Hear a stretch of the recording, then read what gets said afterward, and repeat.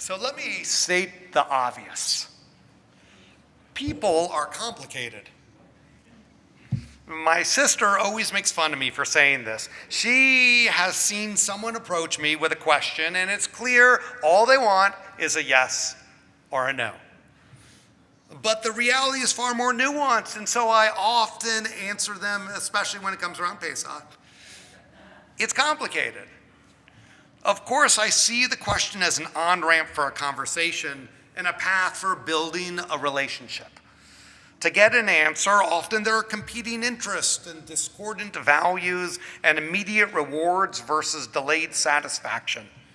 We're complicated people living in a complicated world. But my sister laughs at me because sometimes people just want an answer. Tonight, we bring all of these layers to Rosh Hashanah. We carry all of the baggage of the last year into tonight. And as we begin Rosh Hashanah with its expectations and rituals, how are we going to sort through all of our baggage? How are we even going to undertake the task of identifying the baggage that we've been carrying for so long? If you're like me, the baggage that I'm carrying is not a light overhead carry-on thing which stores nicely in the compartment above my head. No, I got all types of baggage. I try to carry it gracefully. I hope it doesn't spill out all over everything too often. And with my closest friends and an occasional therapist, we open the baggage from time to time. And I explore if I can put some of it down. Sometimes I allow myself the question, why am I still carrying this around? Does it help me to lug this around any longer? Does it harm me to continue carrying it? Broken relationships, disappointments, hurts, failures, what ifs. Think about your baggage. And if you're like me, we probably could use a Sherpa to carry it around. When I was in Israel this summer, I heard a speaker talk about the difference between baggage and luggage. It's funny, we rarely consider our successes as baggage we shoulder. Baggage weighs us down, but luggage is what we carry our essentials in. That we carry important things in luggage, and accessing it is helpful. Shifting our baggage to luggage feels like important Rosh Hashanah work. It feels essential for this time of year, transforming baggage to luggage, because people are complicated. Now, I cannot give you the answer for how to do it. We each have our own circumstances and reasons for carrying things around. But I want to share a story I read this summer that helped me understand this in a new way. It helped me understand that sometimes things don't have to be in opposition to one another. We can hold simultaneously different but symbiotic truths.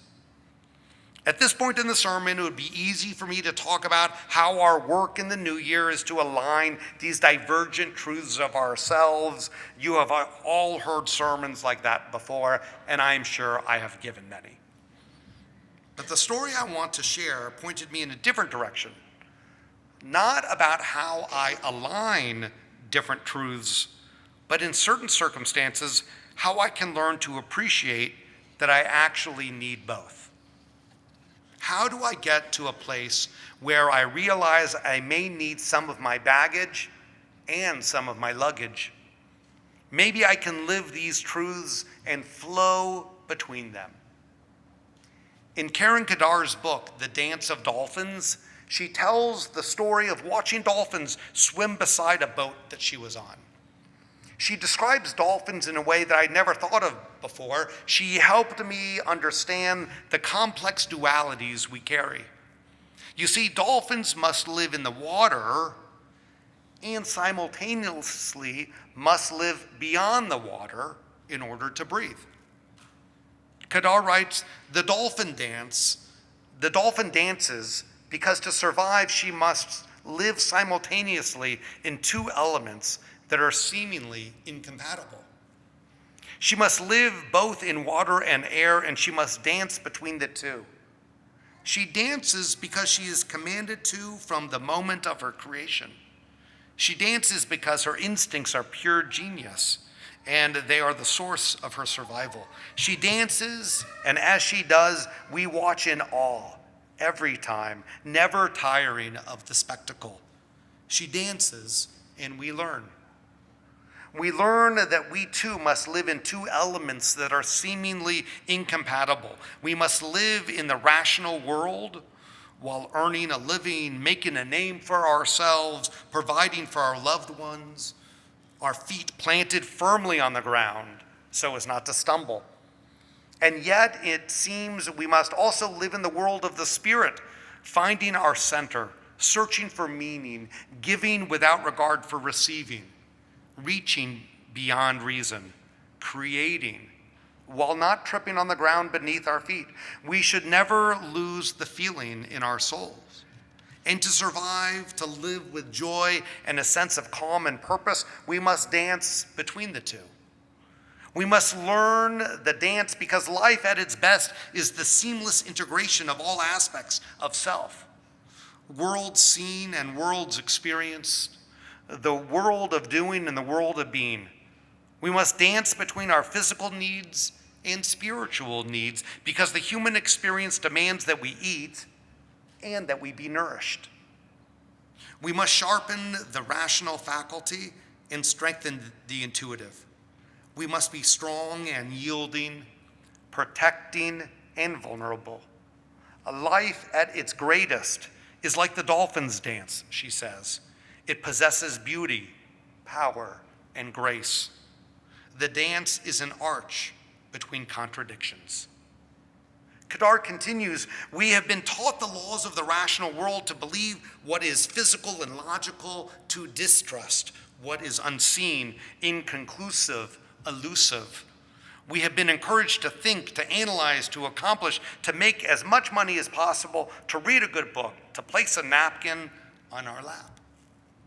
We have learned to be socially acceptable, to get along, to reach for success, and rarely are we encouraged to yearn, to dream, to recognize our passion, to live our passion, to rely on our intuition.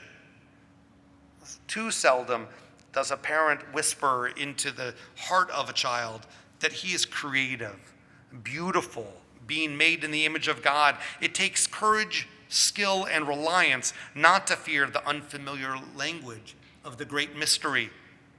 And she concludes, have we learned to decipher its code?